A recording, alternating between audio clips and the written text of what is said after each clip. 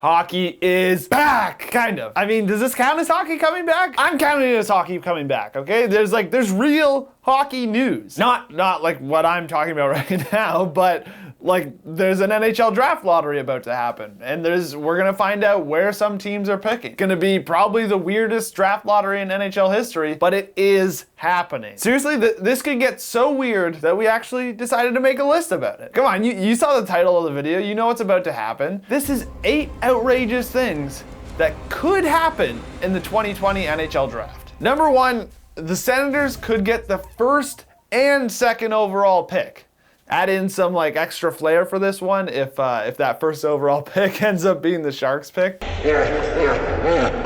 But not only could they get the first and second overall pick, they've actually got some pretty good odds to do it. If you didn't already know, Ottawa has the picks that hold the second and third best shot at getting the first overall pick. So those picks combine to give them a 25% chance at the first overall pick and a 24.3% chance at the second overall pick. That's pretty good. That's better odds than anybody's ever had in like draft lottery history. And if this happens, it would be insane. Not only is this draft kind of stacked, like there's a lot of quality players in here, but in the entire existence of the NHL, only one team has done this before. And it happened 50 years ago. In 1968, the Canadiens drafted first, second, and third overall. And then those 3 players, get this, combined for 9 points in the NHL. Ever. Like, that's all they did. That's straight up worse than that Boston tweet. Whoa, what? But don't worry, we said this happened to one team, but it actually happened twice to the same team, and it was the next year. Montreal got a second shot at it. They drafted first and second overall in 1969. Since then, nothing. All jokes aside, imagine Ottawa gets to add 2 of Alexis Lafreniere, Tim Stützle, or Quinton Byfield to their young core of Thomas Chabot, Brady Tkachuk, and Eric Brandstrom. That's gonna be nasty. Now, number 1 was Ottawa getting the first and second pick, and I think we're just gonna go the other way. Number 2 is Ottawa getting no picks in the top 3. I'm a Leafs fan, and I don't even want this to happen. It just feels like they've been through a lot in the past couple years, and like definitely funnier if they just botch the first and second overall pick rather than just like a sad lottery thing where they miss the top 3 altogether. Plus, I mean, like you heard us say that they had the best odds to get the first overall pick with those 2 picks combined, but overall, like all these people that are picking at the top, they technically have a better likelihood of finishing outside of the top 3. But luckily for them, they're guaranteed at least 1 pick in the top 5. Okay, number 3, there could be a second NHL draft lottery, meaning that we could leave this draft lottery and not even know who gets the first overall pick. And I don't mean just like not know what team, but you could not even know which placeholder gets the pick. They could have an entirely separate draft lottery just for that. What kind of draft lottery has a cliffhanger ending? On the next NHL Draft Lottery. Obviously, this is due to the new 24-team playoff format. Basically, 8 teams will be eliminated in this like play-in round, and then those teams will all have a shot at the first overall pick. Obviously, we don't know who those teams are yet, but they have placeholders that will be in the first draft lottery. In fact, if they show up within the top 3 picks, that's when this happens. There's a second draft lottery because they don't want to just like give that to whoever goes out. I don't know if it's because they're like afraid that someone's gonna throw a playoff series because they have the first overall pick. I mean, maybe not a bad call. I'm looking at you, Montreal. You tell me you don't want that French-Canadian kid? Number 4 is if Alexis Lafreniere isn't taken first overall. This is obviously something that happens in every draft, and there's always kind of some doubt placed on the first overall pick. There's a late push from some European kid, but this seems just unlikely.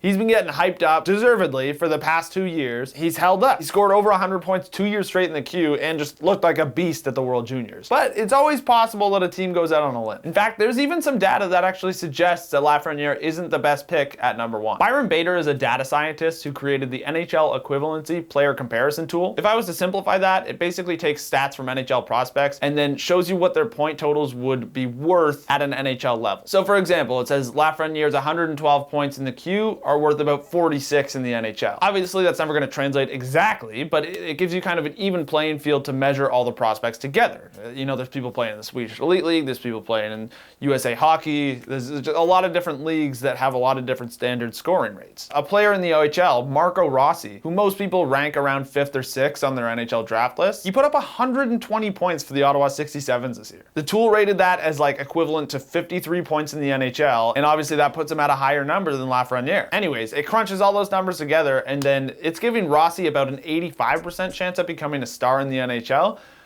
significantly higher than Lafreniere. So I don't know, maybe a tool like this, or maybe just the fact that like Quinton Byfield's basically a year younger than Lafreniere, maybe something like that, just has a team take a shot on someone else.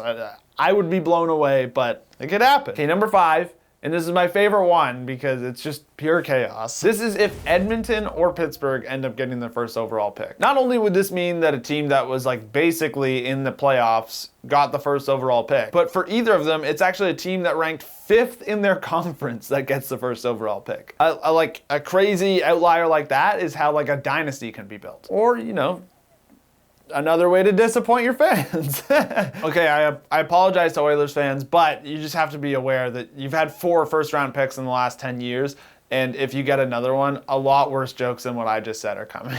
Either way, I don't think you're going to care much about jokes, because if you can add Lafreniere to a combo of either McDavid and Draisaitl or Crosby and Malkin, that's just disgusting. Now, our 6th outrageous thing that could happen in the NHL draft is that the Devils get their 2nd first overall pick in a row. Wouldn't this just feel like the birth of the new Oilers? The Devils significantly underperformed according to most people's expectations this year, but you know, that's nothing a 3rd first overall pick in 4 years can't fix. Either way, I'm not too worried about this one. They traded away Taylor Hall, and we all know he is the pick whisperer. And on that topic, our 7th outrageous thing that could happen in the NHL draft is the Coyotes lose their play-in round and then win the first overall pick, thanks to the pick whisperer, Taylor Hall. Now this is gonna happen, okay? In Taylor Hall's career, he's actually won more draft lotteries than he's lost. In 9 seasons in the NHL, he's won 5 first overall picks. I'm sure you've seen him tweet about it, but this is where things get interesting. Does his impending free agency come into play? Like, do the Coyotes need to sign him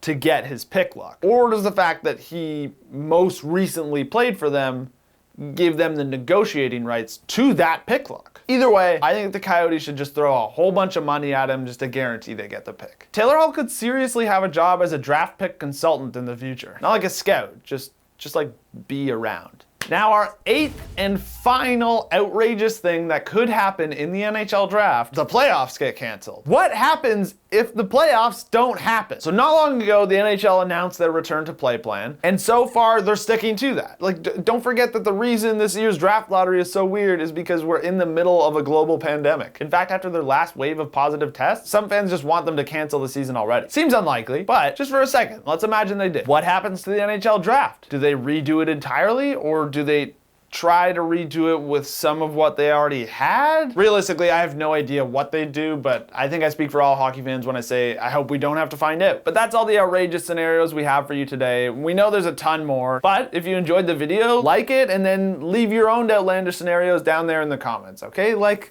I don't know, like the Leafs get the first overall pick.